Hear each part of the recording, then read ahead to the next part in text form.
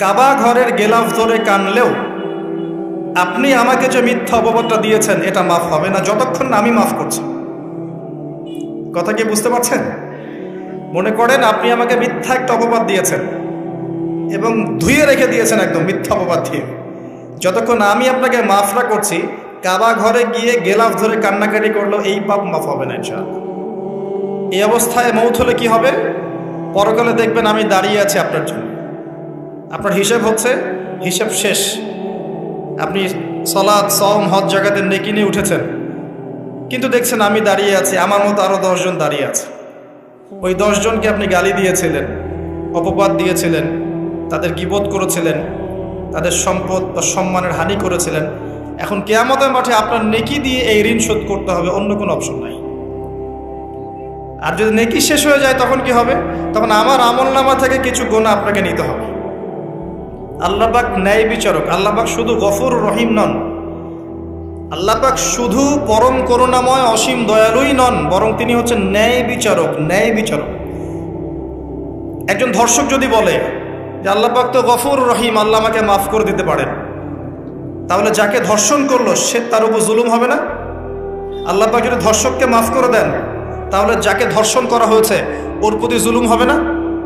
কথা বুঝতে পারছেন না? মনে করেন আপনি নাউজুবিল্লাহ কারো সম্পদ আত্মসাৎ করেছেন, এখন আল্লাহ যদি আপনাকে মাফ করে দেন, তাহলে এই যে যার সম্পদ আপনি আত্মসাৎ করেছেন এর উপরে জুলুম করা হচ্ছে না? আল্লাহ পাককে জুলুম করবেন? এক জাররা পরিমাণ করবেন না। কিয়ামতের মাঠে নেকি দিয়ে তার এই ঋণ শোধ করতে হবে, অথবা তার গোনা আপনার কাঁধে নিয়ে জাহান্নামের পথে যেতেও হতে পারে। আল্লাহ পাক হেফাজত করুন।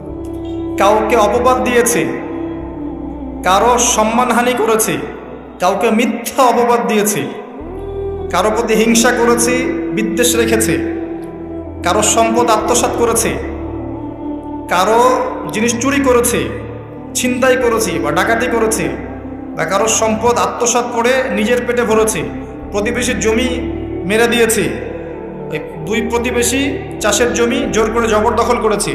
এক কথায় মানুষের সম্মান, জান মালের সাথে জড়িত যে পাপ, এই পাপ আল্লাহর কাছে মাফ হবে না। তাকওয়া কি জিনিস? আল্লাহ ভীতি। নবী সাল্লাল্লাহু আলাইহি ওয়াসাল্লাম বলছেন, আত-তাকওয়া হাহুনা। তাকওয়া হচ্ছে কলিজার মধ্যে, কলবের মধ্যে। আমার দাড়ি, টুপি, জুব্বা, পাগড়ি থাকতে পারে, কিন্তু আমার কলবে কতটুকু তাকওয়া আছে এটা আল্লাহ ছাড়া কেউ জানে না। তাকওয়া সম্পূর্ণ আল্লাহ জানেন একজন ব্যক্তির মধ্যে কতটুকু তাকওয়া আছে। অনেক সময় বাহ্যিক চোখে মনে হতে পারে এই ভাইটা ইসলামিক পোশাক পরে নাই, দাড়ি আমার চেয়ে একটু ছোট, চলাফেরা কেমন জানি, সুন্নতি পোশাক নাই, ওঠা বসা চলাফেরা কেমন মনে হচ্ছে। কিন্তু কে জানে যে তার মনের মধ্যে এমন তাকওয়া থাকতে পারে যার কারণে সে আমার চেয়ে বেশি সম্মানিত হতে পারে না? আবার অনেক সময় মনে হতে পারে যে আমি এইসব চেয়ারে বসে আছি, বড় বড় ওয়াজ করছি, নসিহত করছি, অনেক বড় বড় কথা বলছি, কোরআন এবং সুন্নাহর সামাজিক কথা বলছি, পলিটিক্যাল কথা বলছি, কোরআন সুন্নাহ থেকে কথা বলছি, দেখে মনে হচ্ছে আমার পুরো দেহটা তাকওয়ায় ভরপুর। এমন হতেও পারে যে আমার চেয়ে আপনার তাকওয়া বেশি আছে। কে জানে এটা? শুধু আল্লাহ জানেন। এবং এই তাকওয়াই হচ্ছে আল্লাহর কাছে সম্মান পাওয়ার একমাত্র মানদণ্ড। তাই এখানে একটা নসিহত হচ্ছে, আল্লাহর কাছে নিরপরাধ থাকার চেষ্টা করেন, মানুষের কাছে না। আল্লাহর কাছে ফেয়ার থাকেন, আল্লাহর কাছে আপনি নিষ্পাপ থাকার চেষ্টা করেন, মানুষের কাছে না। আল্লাহর কাছে ভালো হন, দেখবেন আল্লাহ রাব্বুল আলামিন মানুষের মনের মধ্যে আপনার জন্য ভালোবাসা সৃষ্টি করে দিবে। মানুষের কাছে নয়, লোক দেখানো বিষয় নয়। লোক দেখানো বিষয়টাকে রিয়া বলা হয়, এটা একটা গোপন শিরক। তাকওয়াই একমাত্র মানদণ্ড যা আল্লাহর কাছে সম্মানের মানদণ্ড হিসেবে গৃহীত। বংশ, ভাষা, দেশ বা জাতি বা বর্ণ, রক্ত, এগুলো তাকওয়ার মানদণ্ড নয়। এগুলো আল্লাহর কাছে সম্মানের মানদণ্ড নয়। এটা আগে ভালো করে আমাদেরকে বুঝতে হবে। আর সেই ব্যক্তি মুত্তাকি নিঃসন্দেহে, যে আল্লাহকে ভয় করে, আল্লাহর আদেশগুলোকে মেনে চলে, আল্লাহর নিষেধগুলোকে বর্জন করে, নবী সাল্লাল্লাহু আলাইহি ওয়াসাল্লামের তরিকা মতো চলে, কোরআন এবং সুন্নাহর আলোকে জীবন গড়ে, ইনশাআল্লাহ আমরা বলতে পারি এই ব্যক্তি মুত্তাকি। তারপরেও এই ব্যক্তি চূড়ান্তভাবে জান্নাতে যাবে কি যাবে না, এই কথা আল্লাহ ছাড়া কেউ বলতে পারেন? আসেন, উমর রাদিয়াল্লাহু আনহু একজন সাহাবীকে বলছেন, আপনি কি আমাকে বলতে পারেন তাকওয়া কাকে বলে? উমর রাদিয়াল্লাহু আনহুকে বলা হচ্ছে, হে আমিরুল মুমিনিন, আপনি কি কখনো কাটা বিছানো পথে হেঁটেছেন? উমর রাদিয়াল্লাহু আনহু বলছেন, হ্যাঁ হেঁটেছে। কিভাবে হেঁটেছেন? আমরা সতর্কতার সাথে পা ফেলেছি। ওই সাহাবী বলছেন, এটাই হচ্ছে তাকওয়ার উদাহরণ। জীবনে চলার পথে আপনার সামনে শিরিকের টোপ থাকতে পারে, বেদায়াতের টোপ থাকতে পারে, হারাম রিজিকের টোপ থাকতে পারে, জেনার টোপ থাকতে পারে, সুদের টোপ থাকতে পারে, অনেক রকম টোপ কাটা আপনার পথে থাকতে পারে। আপনি এগুলো বেছে বেছে চলছেন, বেছে বেছে পা ফেলছেন এবং জান্নাত আপনার গন্তব্যের দিকে এগিয়ে যাচ্ছেন। এটার নাম হচ্ছে তাকওয়া। আপনি আমি খুব ভালো করেই জানি যে আমরা আমাদের জীবনে কি কি বড় পাপ করেছি, আমাদের বিবেক জানিয়ে দিবে না? আমরা কিন্তু ভালো করেই জানি যে আমরা আমাদের জীবনে কি কি বড় পাপ করেছি। কত বছর নামাজ পড়িনি, কত বছর রোজা রাখি নাই, কত বছর যাকাত দেই নাই, কার কার ক্ষতি করেছি, কার কার উপর জুলুম করেছি, কয়বার জেনা করেছি, কয়টা মেয়ের সাথে সম্পর্ক করেছি, কতদিন বেপর্দায় চলেছি, বয়ফ্রেন্ডের সাথে কোথায় কোথায় ঘুরেছি, বয়ফ্রেন্ডের সাথে কি কি করেছি। এখন তো গার্লফ্রেন্ডও কি কি করে, তাই না ভাই? সুবহানাল্লাহ। আর কিসের জন্য অপেক্ষা করছেন? কিয়ামতের জন্য। আর কোন নিদর্শনের জন্য অপেক্ষা করছেন? তবে এর পরে একটা সময় আসবে যখন মানুষ ছেলে ছেলে আর মেয়ে মেয়ে বিয়ে করবে। এই ধাপটা পার করে আরেকটা ধাপে যাবে, সেটা হচ্ছে মানুষ জন্তু জানোয়ারের সাথে জেনা করবে। বিশ্বাস করলেন না? অপেক্ষা করতে থাকেন। যখন এটাও দেখবেন তখন আমার কথা মনে করে, ভাই কথাটা বলছিল আগেই, মানুষ জন্তু জানোয়ারের সাথেও জেনা করবে। ছেলে ছেলেকে বিয়ে করছে না, মেয়ে মেয়েকে বিয়ে করছে না, এবং এটাকে প্রমোট করা হচ্ছে এমনভাবে যে এটা একটা ভালো জিনিস, এটা একটা ব্যক্তি স্বাধীনতা, মানুষ চাইলে করতেই পারে। কয়দিন পরে দেখবেন মানুষ জন্তু জানোয়ারের সাথেও জেনা করে। বাচ্চাদেরকে মানুষ ধর্ষণ করছে না? এক সময় ছিল কি এই জিনিসটা? বাচ্চাদেরকে কেউ ধর্ষণ করতো? আজকে থেকে 100 বছর আগে ছিল?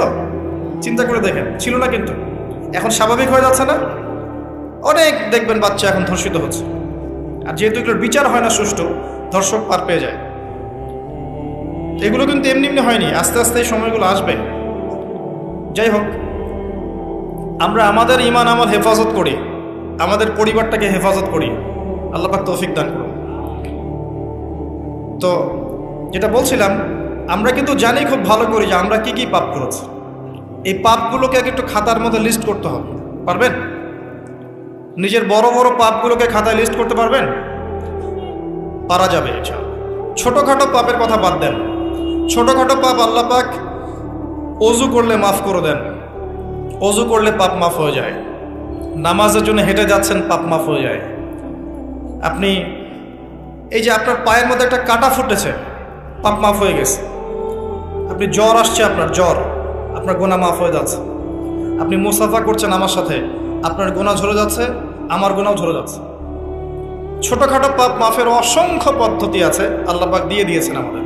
কিন্তু কবিরা গুনাহ, বড় বড় কবিরা গুনাহ খাঁটি তওবা করা ছাড়া মাফ হবে না। আমি কি বোঝাতে পারছি? কবিরা গুনাহ খাঁটি তওবা না করলে মাফ হবে না।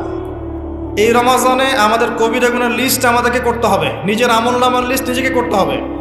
এবং রমাজানে রোজা রেখে সওমরত অবস্থায় আল্লাহকে বলতে হবে, আল্লাহ আমি অমুক পাপ করেছিলাম, আমাকে মাফ করে দাও। আল্লাহ আমি অমুক পাপ করেছি, আমাকে মাফ করে দাও। আল্লাহ আমি অমুক পাপ করেছি, আমাকে মাফ করে দাও। পারা যাবে ইনশাআল্লাহ? আল্লাহর জন্য এক মুহূর্তের ব্যাপার। আল্লাহ পাক আপনার সমস্ত পাপকে নেকি দিয়ে পরিবর্তন করে দিবেন ইনশাআল্লাহ, যদি মুখলেসভাবে আপনি তওবা করতে পারেন। আরেকটা বিষয় থেকে যায়, সেটা হলো মানুষের সাথে জড়িত হক। অনেক সময় দেখা যায় কাউকে গালি দিয়েছি, এই জন্য সবসময় সতর্ক থাকবেন আপনার যারা, যেন মানুষের হক নষ্ট না হয়। মানুষ আপনাকে গালি দেখ, থাপ্পড় মারুক, জমি আত্মসাৎ করে ফেলুক, হক নষ্ট করুক, কি করে করুক, আপনি তারটা করতে চান না। যারা করছে আপনি লাভবান। আপনি কেমন করে লাভবান? আপনি অসংখ্য নেকি পাচ্ছেন, আপনি জানছেনও না। যেই আপনার বিরুদ্ধে মনে করেন আপনি নিষ্পাপ, আপনি মাজলুম, আপনি কোনো অন্যায় করেন নাই, আপনার বিরুদ্ধে জুলুম করা হচ্ছে, অপবাদ দেওয়া হচ্ছে, আপনাকে আন্ডারএস্টিমেট করা হচ্ছে, ইত্যাদি ইত্যাদি। আপনি বসে বসে নেকি পাচ্ছেন, বসে বসে নেকি পাচ্ছেন, এবং পরকালে কিয়ামতের মাঠে উঠে দেখবেন অসংখ্য নেকি অটোমেটিক আপনার আমলনামে চলে আসবে। তখন তারা আফসোস করবে দুনিয়াতে এই কাজগুলো না করে ভালো কিছু করলে ভালো হতো। যাই হোক,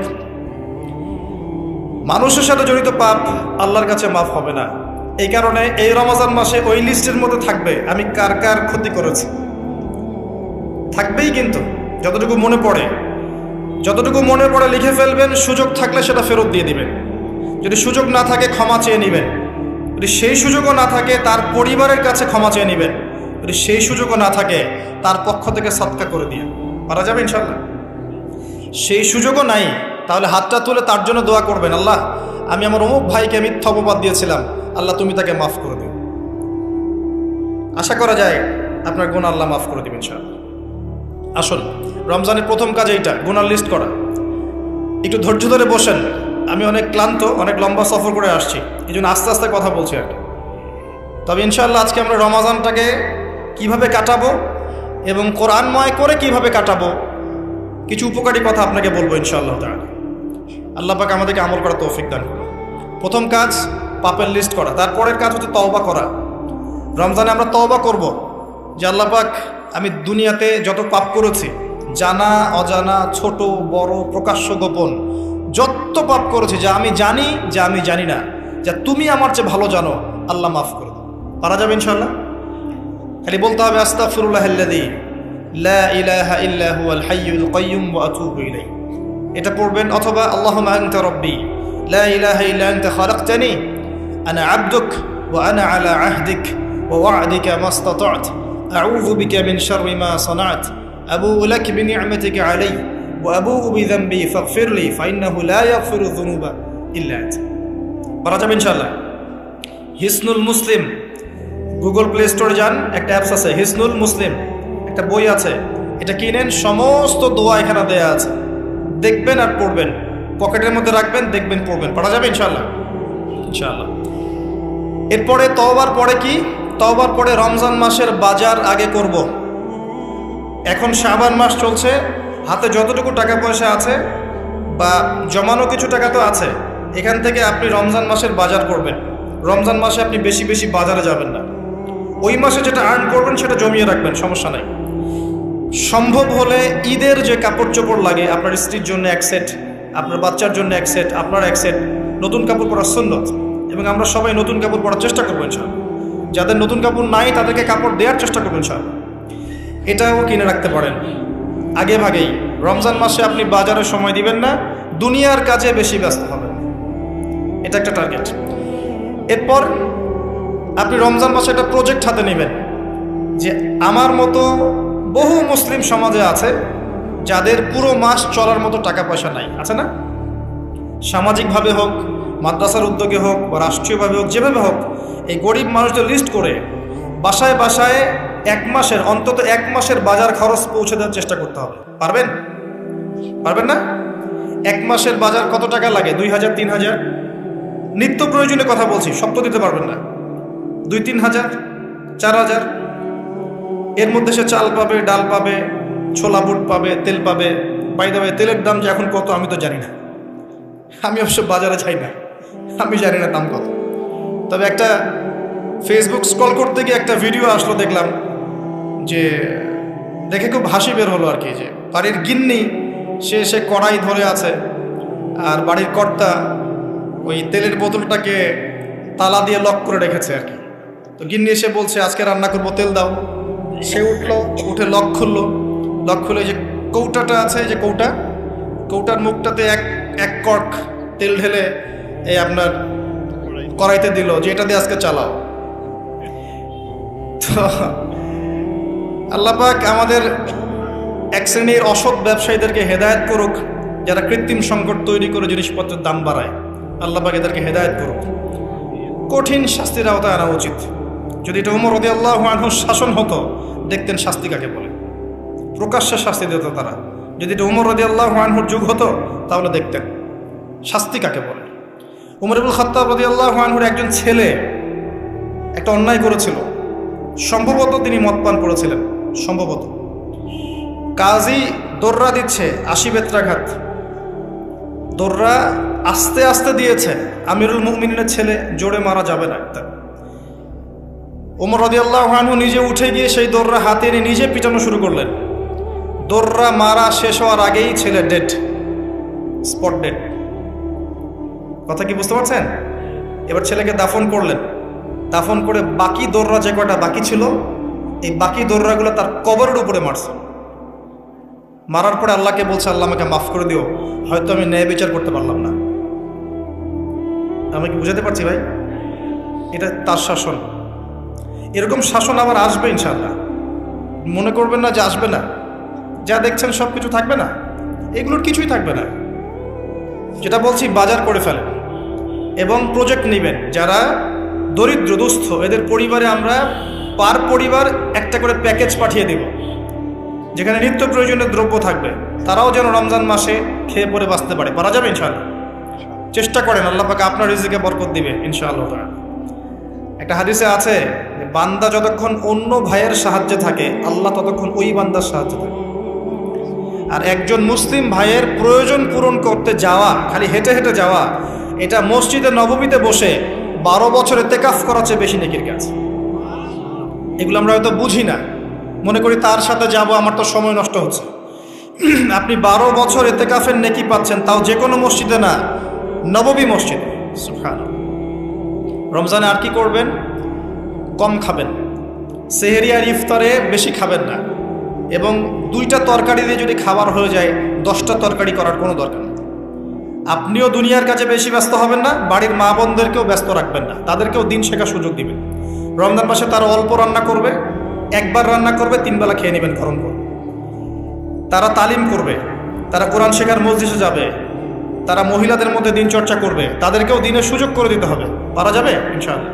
এবং আপনিও তালিমে বসবেন, 5 ওয়াক্ত নামাজ মসজিদে আদায় করবেন, ইসলামিক দর্শগুলোতে বসবেন, ইমানকে তাজা করবেন, ইমানকে তাজা করবেন।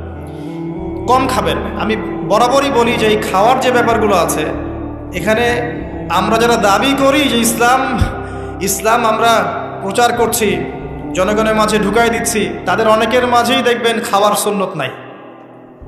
কথা বুঝতে পারছেন না? বড় বড় কথা বলার পরে খাওয়ার টেবিলে খালি বসায় দেন, দেখবেন সব শেষ, 7 পেট খেয়ে শেষ করে ফেলছে। খাওয়ার সুন্নত ওই কোরআনে আছে, হাদিসে আছে, প্র্যাকটিক্যালি নেই। নবীজি কি বলেছেন? খেতে হলে, যদি খেতেই হয়, তাহলে 1 ভাগ পেটের 1 ভাগ, আরেক ভাগ পানি, আরেক ভাগ ফাঁকা। কি চাচ্ছেন সব লেখা আছে। এটাই ইসলাম, যেখানে প্রতিটা বিষয়ের সমাধান আছে, খুঁটিনাটি সব কিছু আছে। আমরা অমুসলিম ভাই বোনদেরকে অনুরোধ করব, জীবনটাকে নিয়ে ভাবুন এবং কোরআন সুন্নাহকে একবার নিরপেক্ষভাবে পড়াশোনা করেন। এরপর যদি আপনার মনে হয় মন থেকে, হ্যাঁ, কোরআন এবং সুন্নাহয় সব কিছুর সমাধান আছে, নিঃসন্দেহে এটা এক আল্লাহর পক্ষ থেকে মনোনীত দিন, আর দেরি করবেন না, ইসলাম কবুল করে ফেলুন। আল্লাহ পাক তৌফিক দেন। বলা যায় না তাদের দ্বারা আল্লাহ পাক আমাদের চেয়ে অনেক বেশি খেদমত নিতে পারেন। আল্লাহ পাক এটা বলেছেন, ওয়া ইন তাতাওয়াল্লাউ, হে মুসলিমরা, তোমরা যদি মুখ ফিরিয়ে নাও, আল্লাহর দায়িত্ব পালন না করো, আমানতের খেয়ানত করো, ইস্তাবদিল কওমান গায়রাকুম, আল্লাহ পাক অন্য কওমকে তোমাদের জায়গায় নিয়ে আসবেন, সুম্মা লা ইয়াকুনু আমসালাকুম, তারা তোমাদের মতো অপদার্থ হবে না। আসুন, রমজান একটু কম খাওয়ার অভ্যাস করেন, সেহরিতে কম, ইফতারেও কম।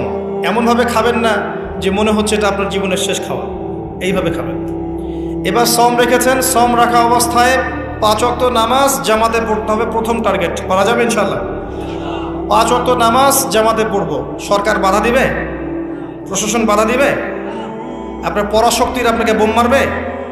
কিচ্ছু হবে না। আপনি আপনার দিন পালন করবেন। লাকুম দীনুকুম ওয়ালিয়া দিন, তোমাদের দিন তোমাদের, আমার দিন আমার। আপনি 5 ওয়াক্ত সালাত মসজিদে পড়ার চেষ্টা করবেন ইনশাআল্লাহ তাআলা। আর নামাজ পড়বেন রাসূল সাল্লাল্লাহু আলাইহি ওয়াসাল্লামের তরিকা মোতাবেক, তাড়াহুড়া করে 3G 4G নামাজ, রিল্যাক্সে নামাজ। ঠিক আছে ইনশাআল্লাহ? আসেন, রোজা রেখে আর কি করবেন? বেশি থেকে বেশি আল্লাহর জিকির করবেন। সুবহানাল্লাহ, আলহামদুলিল্লাহ, লা ইলাহা ইল্লাল্লাহ, আল্লাহু আকবার, সুবহানাল্লাহি ওয়া বিহামদিহি, সুবহানাল্লাহিল আযীম, লা ইলাহা ইল্লাল্লাহ ওয়াহদাহু লা শারীকা লাহ, লাহুল মুলকু ওয়া লাহুল হামদু ওয়া হুয়া আলা কুল্লি শাইইন কাদির, লা হাওলা ওয়া লা কুওয়াতা ইল্লা বিল্লাহ ইত্যাদি। যত জিকির আছে বেশি থেকে বেশি করবেন। মানুষের সাথে কথা কম বলবেন। অহেতুক চায়ের দোকানে আড্ডা পিটাবেন না, অহেতুক পাবজি নিয়ে পড়ে থাকবেন না, অহেতুক ফেসবুকে স্ক্রল করে সময় নষ্ট করবেন না, অহেতুক ইউটিউবে পড়ে থাকবেন না। আপনি জিকিরে সময় দিবেন, জায়নামাজে বসে থাকবেন, জিকিরে সময় দিবেন। আল্লাহ পাক তৌফিক দান করুন। এবং বেশি থেকে বেশি দোয়া করবেন আল্লাহর কাছে রমজান মাসে। দোয়া আপনার নিজের জন্যে, আপনার মা বাবার জন্যে, আপনার মৃত আত্মীয় স্বজনের জন্যে, আপনার ফিউচারের জন্যে, আপনার সন্তানদের জন্যে, আপনার দেশের জন্যে, আপনার জনগণের জন্যে, মুসলিম উম্মার জন্য, সবার জন্য কি করবেন? দোয়া করবেন। দোয়ায় কার্পণ্য করবেন না। আপনি যখন অন্য কোনো মুসলিম ভাইয়ের জন্য দোয়া করছেন, তখন আপনার মাথার কাছে একজন ফেরেশতা থাকবেন, যিনি বলবেন যে তোমার জন্যও তাই হোক, তোমার জন্যও তাই হোক। দোয়া করলে লাভ, আপনার ক্ষতি নাই। আর দোয়া করার উপযুক্ত সময়গুলো খুঁজে খুঁজে বের করবেন। যেমন রোজা রাখা অবস্থায় দোয়া করলে দোয়া কবুল হয়। 2 একামতের মাঝখানে, মানে আজান এবং একামত এর মাঝখানে দোয়া করলে দোয়া কবুল হয়। নামাজের, ফরজ নামাজের পরে দোয়া করলে দোয়া কবুল হয়। সালাম ফিরানোর আগেও দোয়া করলে দোয়া কবুল হয়, দোয়া মাসুরার পরে। এরপরে সেজদারত অবস্থায় দোয়া করলে দোয়া বেশি কবুল হয়। শেষ রাতে দোয়া করলে দোয়া কবুল হয়। বৃষ্টি পড়ছে, এই সময় দোয়া করলে দোয়া কবুল হয়। একটু দান সাদাকা করেছেন, ভালো কাজ করেছেন, এখন হাত তুলে দোয়া করেন, দোয়া কবুল হয়।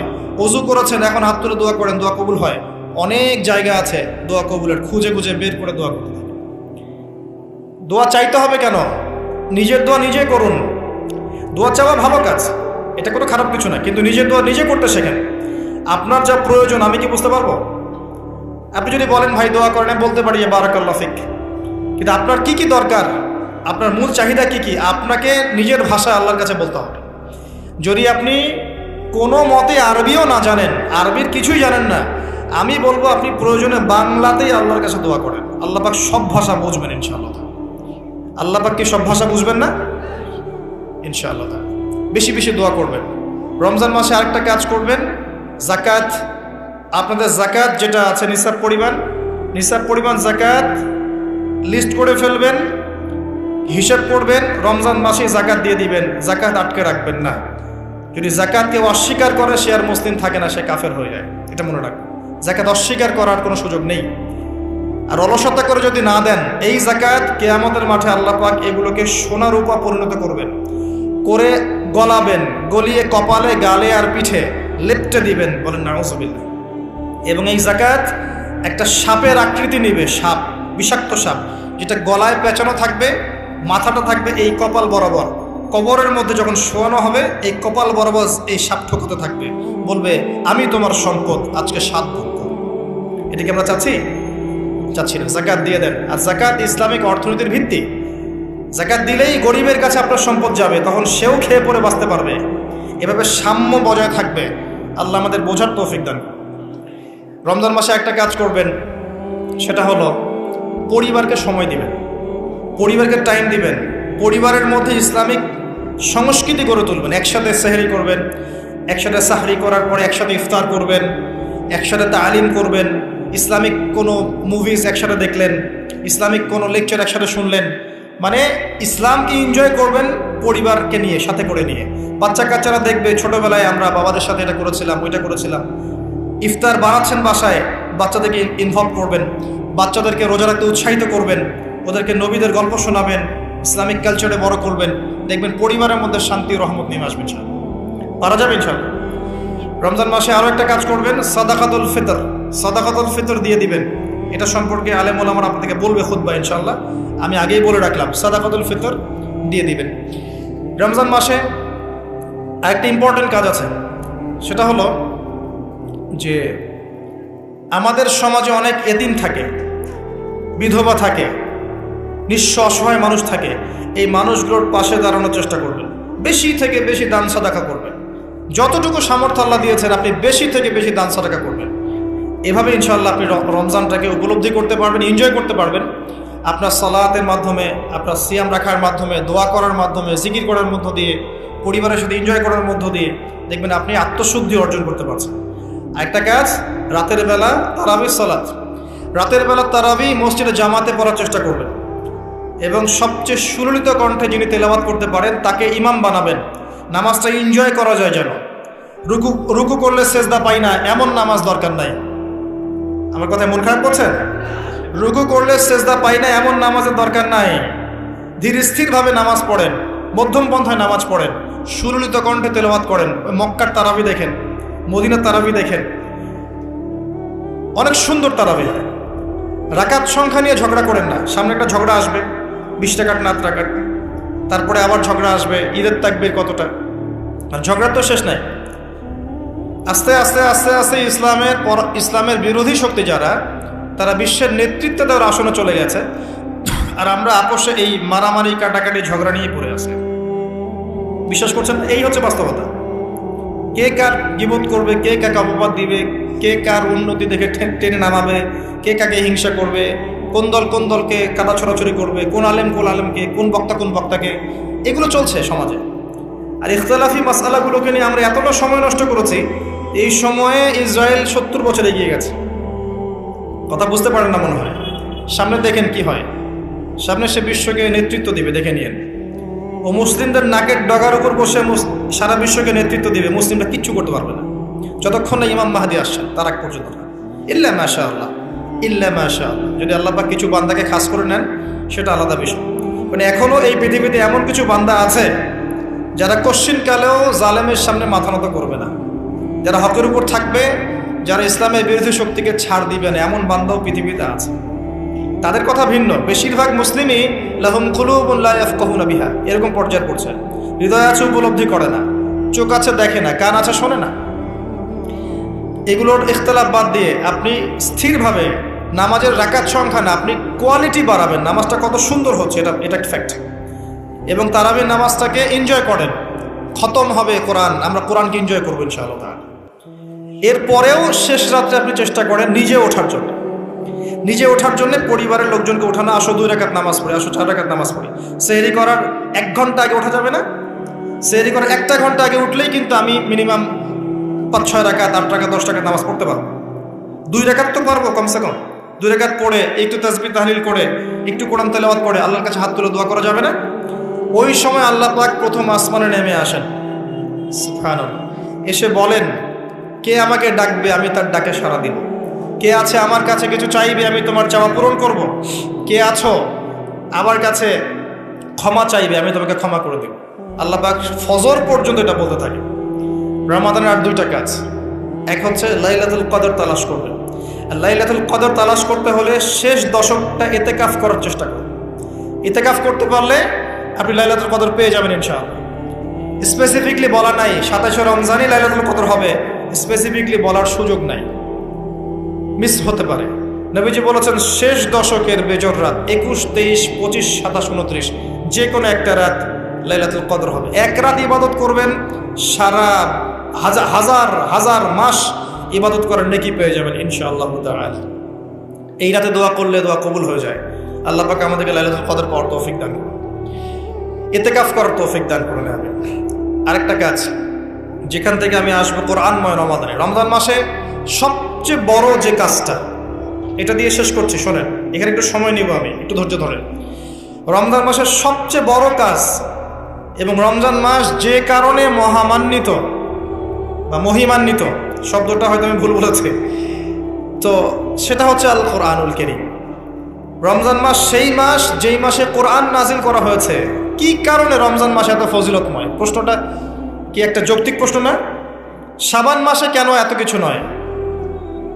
রজব মাসে নয় কেন? রমজান মাসেই কেন?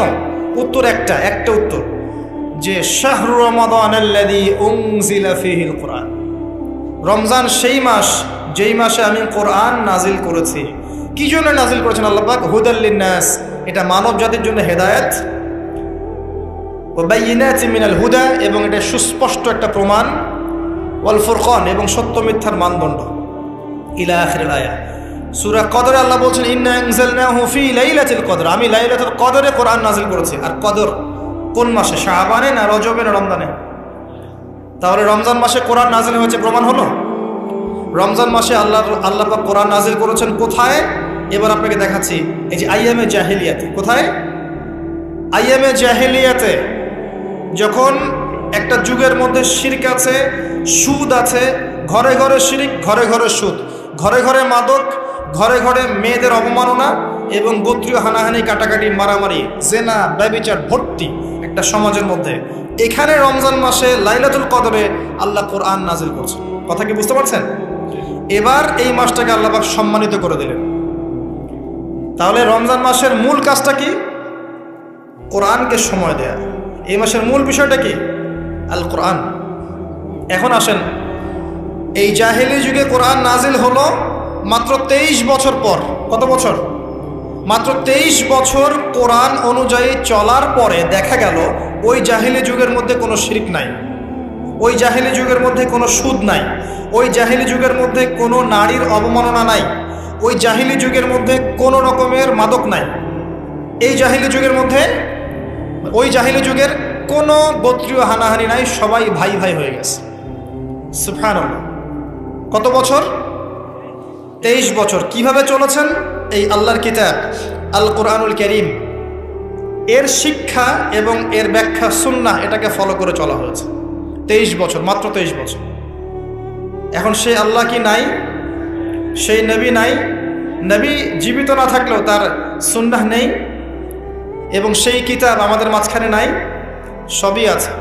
সেই আল্লাহ থাকেন, সেই নবীর সুন্নাহ থাকে এবং সেই কিতাব আমাদের মাঝে থাকে, তাহলে আমাদের জাহিলিয়াতগুলো দূর করা সম্ভব না? কি করবেন রমজান মাসে কোরআনকে? আপনি জেনেছেন রমাদান মাস কোরআনের মাস, এই মাসটাকে আপনি কিভাবে মূল্যায়ন করবেন? আমি কয়েকটা ক্লাসিফিকেশন বলছি, লিসেন, এই জায়গাটা একটু ভালো করে শোনেন। 1 নাম্বার, বিভিন্ন শ্রেণীর মানুষ থাকে। এক শ্রেণীর মানুষ আছে আমাদের সমাজে যারা আলিফ বা তা মোটেই জানে না। আছে? আছে? এমন অনেক মানুষ আছে, এদের সংখ্যা কিন্তু কম না, প্রচুর মানুষ যারা আলিফ বা তা উচ্চারণ করতে পারে, কোরআন বিশুদ্ধ করে একটা আলহামদুলিল্লাহি রাব্বিল আলামিন এটা পড়তে পারে না, বানান করে করে পড়তে পারে না। আছে না? এক কথায় বিশুদ্ধ তেলাওয়াত করতে পারে না, এমন মানুষের সংখ্যা কম না বেশি? প্রচুর। তাদের জন্য এই রমজানের টার্গেট হচ্ছে তাদেরকে এই রমজানের মধ্যেই কোরআন তেলাওয়াত করা শিখতে হবে। এতটুকু পারবেন? পারবেন না? ভয় পাচ্ছেন? রমজান 1 মাস সময় লাগার কথা না, আপনার 20 দিন সময় লাগবে কোরআন তেলাওয়াত শিখতে ইনশাআল্লাহ। বিশ্বাস হচ্ছে না? হয়তো আপনি দ্রুত গতিতে পড়তে পারবেন না, কিন্তু পড়তে পারবেন। আপনি মদ মাখরাজ তাজবিদগুলো শিখতে পারবেন। এখন আপনার জন্য টার্গেট যারা কোরআন মোটেই তেলাওয়াত করতে পারেন না, এই মাসে 1 মাসের মধ্যে আপনি কোরআন তেলাওয়াত করা শিখবেন, এটাই আপনার টার্গেট। পারবেন? মনে রাখবেন, নবী সাল্লাল্লাহু আলাইহি ওয়াসাল্লাম বলেছেন ইকরাউল কোরআন, তোমরা কোরআন তেলাওয়াত করো। ফাইন্নাহু ইয়াতি ইয়াউমাল কিয়ামা শাফিআন লিআসহাবিহি, কোরআন কিয়ামতের দিন তার পাঠকারীর জন্য সুপারিশকারী হবে ইনশাআল্লাহ। খায়রুকুম মান তাআল্লামাল কোরআন ওয়া আল্লামা, তোমাদের মধ্যে সেই ব্যক্তি শ্রেষ্ঠ বা উত্তম যে নিজে কোরআন শেখে, অন্যকে শেখায়। আরো হাদিস এসেছে, নবী সাল্লাল্লাহু আলাইহি ওয়াসাল্লাম বলেছেন আল্লাযী ইয়াকরাউল কোরআন ওয়া হুয়া মাহিরুম বিহি, যে ব্যক্তি কোরআন তেলাওয়াত করে এবং তার উপর দক্ষ হয়, মা'আস সাফারাতিল কিরামিল বাররা, সেই ব্যক্তি সম্মানিত ফেরেশতাদের সাথে হাসর করবে ইনশাআল্লাহ। ওয়াল্লাযী ইয়াকরাউল কোরআন ওয়া ইয়াতাতা'তাউ ফিহি, আর যে ব্যক্তি কোরআন তেলাওয়াত করে কিন্তু করতে গিয়ে আটকে যায়, ওয়া হুয়া আলাইহি শাক, এটা তার জন্য কষ্টকর হয়, ফালাহু আজরান, তার জন্য ডাবল পুরস্কার আছে। একটা হাদিসে, তিরমিজির হাদিসে নবীজি বলেছেন যে মান করা হারফাম মিন কিতাবিল্লাহি ফালাহু হাসানা, যে ব্যক্তি একটা হরফ পড়বে আল্লাহর কিতাবের, আলিফ লাম মিম, লা আকুলু আলিফ লাম মিম হারফুন, নবীজি বলছেন আমি বলছি না যে আলিফ লাম মিম তিনটা মিলে একটা হরফ, বাল আলিফুন হরফ, লামুন হরফ, মিমুন হরফ, আলিফ একটা হরফ, লাম একটা হরফ, মিম একটা হরফ, প্রত্যেকটা হরফে তার 10টা করে নেকি হবে ইনশাআল্লাহ। আল হাসানাতু বিআশরি আমসালিহা, একটা নেকিকে 10 দিয়ে গুণ করা হবে। আর রমজান মাসে যে কোনো নেক আমল 70 গুণ বাড়িয়ে দেওয়া হয়। আল্লাহ চাইলে 700 গুণ বাড়াতে পারেন, আল্লাহ চাইলে অপরিসীম বাড়াতে পারেন। আল্লাহ পাক কবুল করুন। তিলাওয়াত করবেন, তিলাওয়াত শিখবেন। তো যাদের কোরআন তেলাওয়াত করার যোগ্যতা নেই, এই মাসে কি টার্গেট দিলাম ভাই? এই মাসে আপনি ন্যূনতম টার্গেট জাস্ট কোরআন তেলাওয়াত শিখবেন, পারবেন ইনশাআল্লাহ? অনেকের মধ্যে কনফিউশন আছে না, আমারটা হচ্ছে কি হচ্ছে না, আছে না, সঠিক হচ্ছে কি হচ্ছে না। আপনিও এই টার্গেটে থাকেন, আপনি এই মাসে কোরআন আবার তেলাওয়াত করা শিখবেন। কিভাবে শিখবেন? মাদ্রাসায় কোর্স করানো হবে, আপনি মাদ্রাসায় যাবেন। অনলাইনে যদি কোর্স করায় কেউ, অনলাইনে কোর্স করবেন, অথবা বাসায় একটা আরবি শিক্ষক নেবেন, অথবা মসজিদ ভিত্তিক এই মাসব্যাপী কোরআন শিক্ষার কার্যক্রম চালু করবেন। করা যাবে? ইনশাআল্লাহ এটা উচিত রাষ্ট্র থেকে চালু করে দেয়া, মাসব্যাপী কোরআন শিক্ষার কার্যক্রম। এটা করতে পারলে সবচেয়ে ভালো হতো। এদেশ থেকে যত মহামারীর ভাইরাস সব চলে যেত। বিশ্বাস করেন না? কোরআনের বরকতে সব বিপদ আপদ কেটে যেতে পারে। সূরা বনী ইসরাঈল আল্লাহ পাক বলেছেন যে ওয়াইদা ক্বরা'তাল কোরআন, হে নবী আপনি যখন কোরআন তেলাওয়াত করবেন বা করেন, জাআলনা বাইনাকা ওয়া বাইনাল্লাযীনা লা ইউমিনুনা বিল আখিরাহ হিজাবান মাসতুরা, যখন আপনি কোরআন তেলাওয়াত করেন তখন আপনার এবং ওই জগৎ, যেই জগৎটা আল্লাহ এবং পরকালে বিশ্বাস করে না, এদের মাঝখানে মানে ইমানদার এবং এর শত্রুদের মাঝখানে আমি আল্লাহ একটা অদৃশ্য পর্দা স্থাপন করে দিই। ওই দিক থেকে কোনো ক্ষতি আপনাকে স্পর্শ করতে পারবে না। যাই হোক, এটা আপনাদের টার্গেট। 2 নাম্বার, দ্বিতীয় শ্রেণীর মানুষ যারা কোরআন মাশাআল্লাহ তিলাওয়াত করতে জানেন এবং আপনার কনফিডেন্স আছে। এখানে একটা কথা বলতে ভুলে গিয়েছিলাম যে আপনাকে শয়তান 3 ভাবে বিভ্রান্ত করতে পারে। একটা হচ্ছে শয়তান কিন্তু আপনাকে বোঝাতে পারে যে আপনি অনেক জানেন, আপনার জানার দরকার নাই। এটা শয়তান আপনাকে বোঝাতে পারে। 2 নাম্বার বোঝাতে পারে যে আপনার দ্বারা হবে না, আপনি পারবেন না। আমার কথাটা মনে রাখেন। 3 নাম্বার বোঝাতে পারে যে আমার অনেক সময় পড়ে আছে, পরে শিখে নেবে, এত তাড়াহুড়োর কি আছে।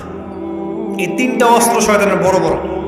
আরেকটা অস্ত্র আছে 4 নাম্বার, সেটা হলো শিখতে গিয়ে দেখবেন শয়তান ওয়াসওয়াসা দিবে, এই টিচার ভালো না, ওস্তাদ ভালো না। এটা একটা ওয়াসওয়াসা। উস্তাদের হাতে নিজেকে ছেড়ে দিতে হবে, তারপরে সে বুঝবে আপনাকে কোন পথে নিয়ে যেতে হবে। নবী মূসা আলাইহিস সালাম যখন এসেছিলেন খিদর আলাইহিস সালামের কাছে, হাল আত্তাবিউকা আন তুআল্লিমানি মিম্মা উল্লিমতা রুশদা, তিনি এসে বলেছেন, হে খিদর আমি কি আপনার সাথে থাকতে পারি এই শর্তে যে আল্লাহ আপনাকে যে জ্ঞান শিখিয়েছেন আমাকে শেখাবেন?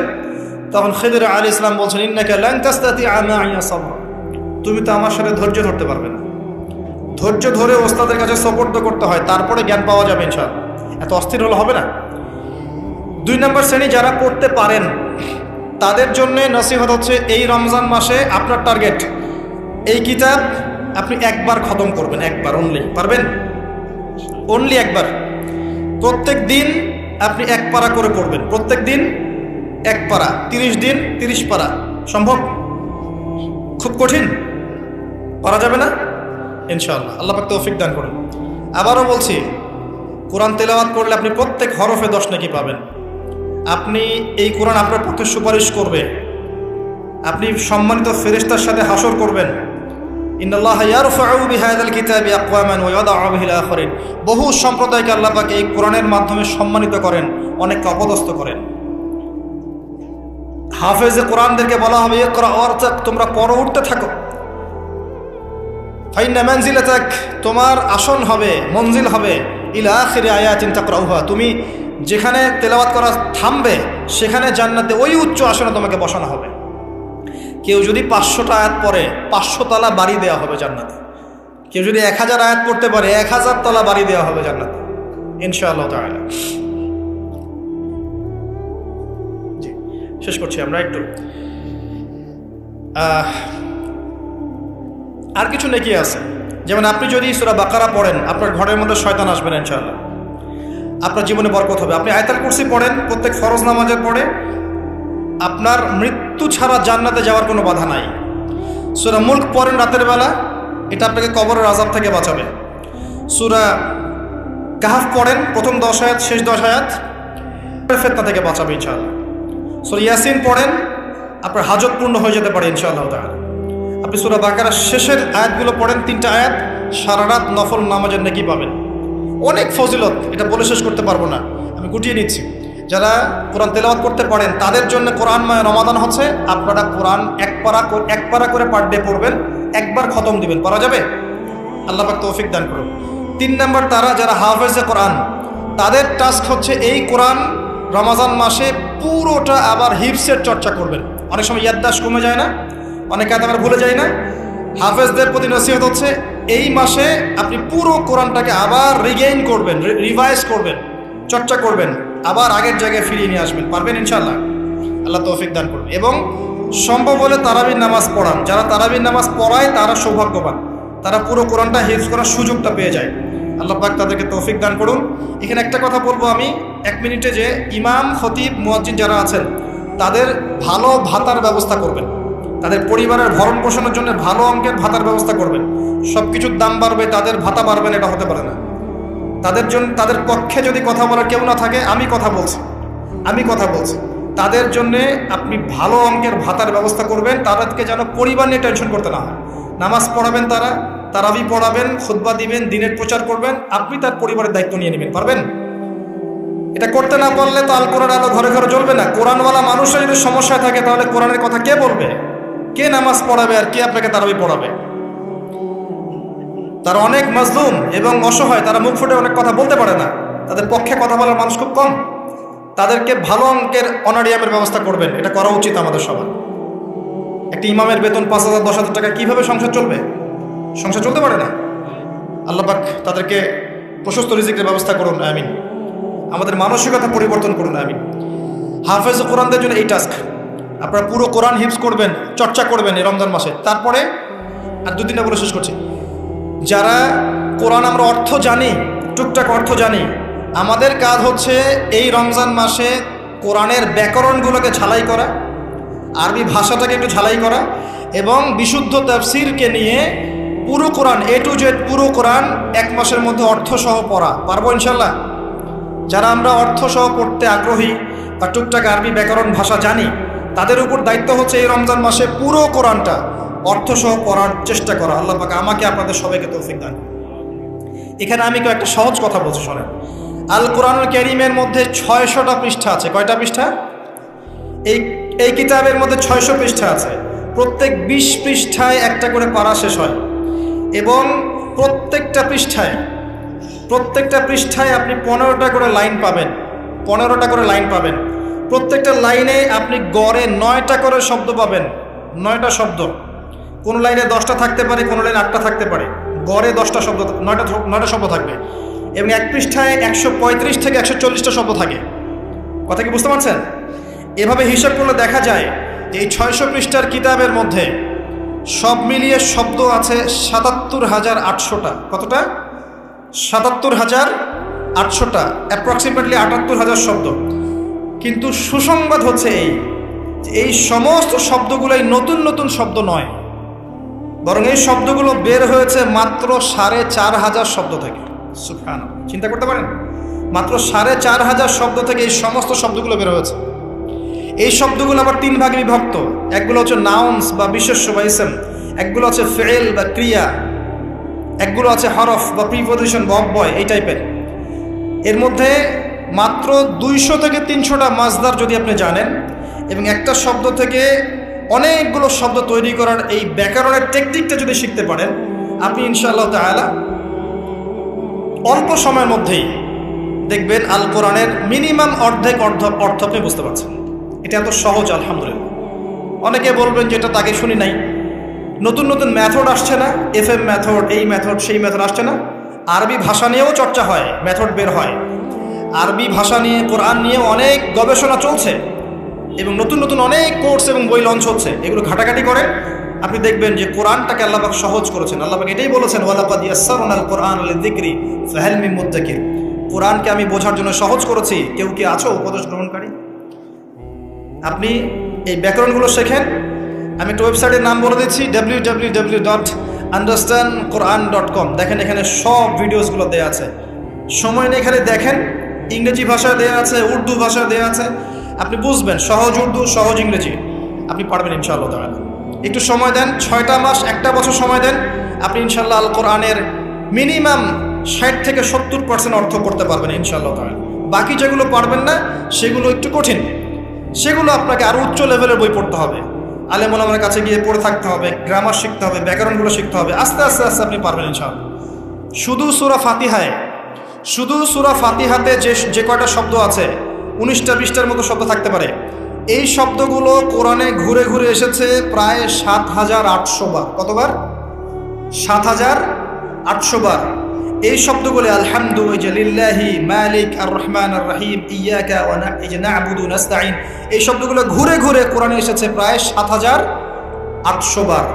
আপনি সূরা ফাতিহার অর্থ জানেন, অর্থ হচ্ছে আপনি কোরআনের 7,800টা অর্থ জানেন। মজা করে শেখেন, এনজয় করে শেখেন। দেখবেন অনেক কোর্স আছে, এগুলো ঘাটেন, আলেম ওলামার কাছে যান, কম্বাইন্ড করেন, চর্চা করেন, আপনি পারবেন ইনশাআল্লাহ। পারবেন এটা হতে পারেন, আপনি পারবেন, আপনার দ্বারাই হবে ইনশাআল্লাহ তাআলা। আল্লাহ পাক কবুল করুন। তাই যারা আমরা টুকটাক আরবি ব্যাকরণ শিখতে পারি বা জানি বা চর্চা করি, তাদের উচিত রমজান মাসে এটাকে চর্চা করা এবং শুরু থেকে শেষ পর্যন্ত অর্থটা পড়া। যেটা আপনার কাছে বিশুদ্ধ তাফসির মনে হয়, হোক মারিফুল কোরআন বা ইবনে কাসির বা জালালাইন, যেটা আপনার কাছে ভালো লাগে সেটা নেন, বা একাধিক তাফসির নেন, প্রতিদিন এক পারা করে আপনি অর্থ পড়ার চেষ্টা করেন। ইনশাআল্লাহ এক মাসে একবার কোরআনের অর্থ পড়া যাবে ইনশাআল্লাহ তাআলা। আল্লাহ পাক আমাদের সবাইকে আল কোরআন অর্থ বোঝার তৌফিক দান করুন, আমিন। এরপরে আমরা কোরআনের আদেশ এবং নিষেধগুলোকে রমজান মাসে মানব। সমস্ত কোরআনের আদেশ মানার চেষ্টা করব। নামাজ হোক, রোজা হোক, হজ জাকাত হোক, আপনার সত্য কথা বলা, পিতামাতার খিদমত করা, প্রতিবেশীর হক, সমস্ত সৎ বিষয়গুলো আমরা করার চেষ্টা করব ইনশাআল্লাহ তাআলা। একই সাথে কোরআনে যত নিষেধ করা আছে, যত হারাম নিষেধ করা আছে, শিরিক করো না, বেদাত করো না, হারাম খেও না, চুরি করো না, সুদ খেও না, জেনা করো না ইত্যাদি, এগুলো ছেড়ে দেবো ইনশাআল্লাহ। আল্লাহ পাক তৌফিক দান করুন। এবং সর্বশেষ কথা, এই রমজান মাসকে কোরআনময় করতে হলে কোরআনের দাওয়াত আমাদের সবার ঘরে ঘরে পৌঁছাতে হবে। কোরআনের দাওয়াত কিভাবে ঘরে ঘরে পৌঁছাবেন সেটার ফিকির আপনারা করেন, মসজিদ ভিত্তিকভাবে, মাদ্রাসা